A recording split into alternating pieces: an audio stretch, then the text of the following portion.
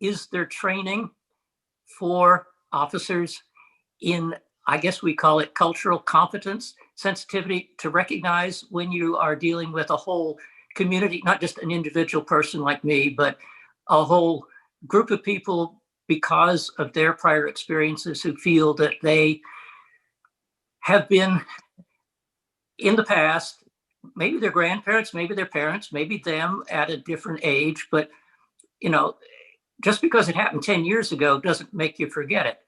I can tell you that. Even if you learn to live with it, you can still remember it. And if it happened to your parents before you probably inherited some of that trauma from them. These things go down from one generation to the next. And so if you have a whole community, whether it's Black, Hispanic, Asian, or whatever, particularly a minority community or LGBTQ, what kind of training is happening to give people awareness that when you go to, whether it's a neighborhood, a block, or just an individual store run by an Asian family, for instance, that you have to go in there aware that they might feel picked on, or whatever word you might want to use, just because of whatever facial features or whatever, whether they wear a hijab or, you name it, there is something about each cultural group that's a bit different. And I know it takes an awful long time to get all that training for a person. And some of it has to come just by pure experience, but is there a mentoring program? The state actually requires that sort of training every year, and bias and racial profiling and that sort of stuff. We have that. It's mandated at least once a year. I think we have tried to consider that as a minimum, and we've used that class that Kevin actually helped teach years ago, and use that as a springboard to other classes where we've tried to talk about those sorts of things that you were speaking about. And, it's the challenges for officers, especially younger officers who, have not had that experience or have not, they know that they're in their short history as a law enforcement officer. Sometimes it's tough to explain to them how the folks that we're dealing with who are hearing stories from their parents and stuff about how they were treated, years ago. It can be a challenge for especially younger officers to appreciate that.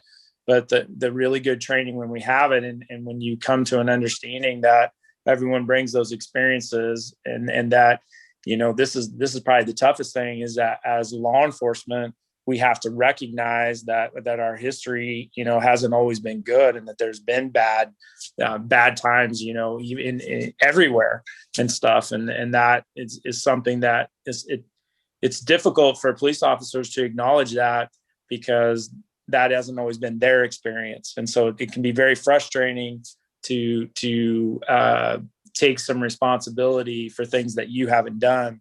But in some way, that's a big step, and just recognizing that, you may not have done or condoned or allowed or observed or participated in the things that people bring to the table when we're on calls.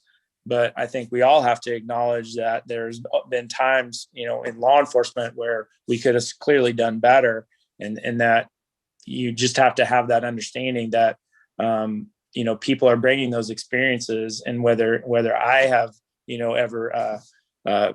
ever felt that I should deserve to be lumped into those categories, it doesn't really matter, because it's law enforcement, and that's their experience, and that's what they're bringing when they come to the table. So I've, over the years, been able to experience those trainings and come to an understanding on how to acknowledge that and try to use that to make good decisions and how we treat people. I know, one of the best things that we can do is try to have those positive interactions. If you're bringing kids who haven't had, on to our department, who are working, who haven't had those experiences with other cultural groups, anything that we can do to get them in situations where through, interactions, they have those positive interactions. So they realize that,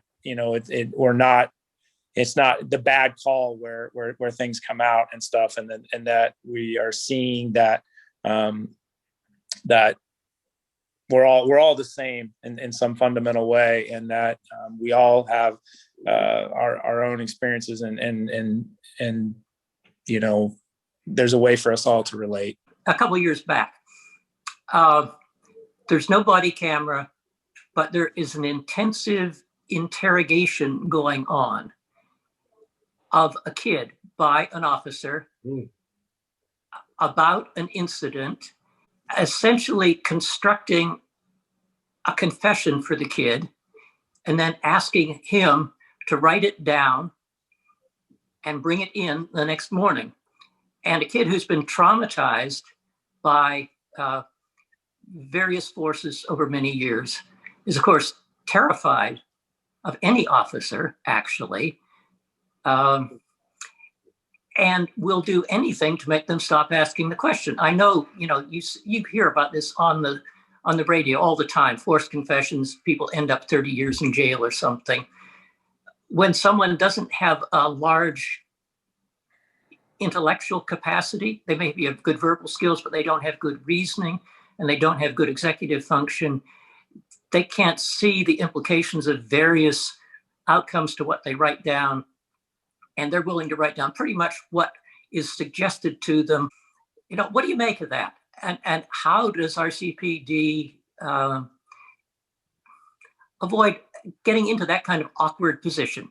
Obviously, without, reviewing that particular incident, it's hard for me to comment exactly on, what had occurred. Sure. Those are all concerning things that you're speaking about, and stuff that we have to wrangle with and consider to making a good decision. With juveniles, they have rights as well, obviously, and as you're dealing with the juvenile and their parents become involved, we have to make a decision, depending on their age and their intellect and ability and stuff like that, whether we're going to ever interview them without having the parents present. So those are all things that we have to consider and stuff and should consider. And especially when we're dealing with someone that may have some mental challenges as well, that has to absolutely is supposed to be a factor. So, all the things that you said were concerns that we should have. And,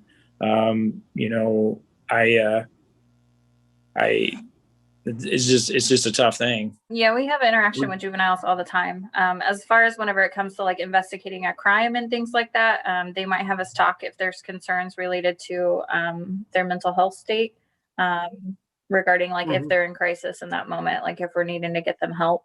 As far as like the interviewing process and things like that, I mean, like I'm not really involved in that. And the only thing like that I can think of is a couple of times I know steer, and there's been many officers that have gotten like the trauma informed like interviewing training. I know COVID has put a big damper on a lot of our like external trainings that they were doing. But I remember some of the officers talking about some of that. I know there was a group of them that went to some trauma-informed interviewing that investigations was going to start doing. We've sent a lot of people to that, and you're right. I know there was plans to send some more last year, but COVID kind of messed that up. We have had people come back from that training, and there's several detectives I know that have been to it, and a few police officers, and it's all of them say that it's helped them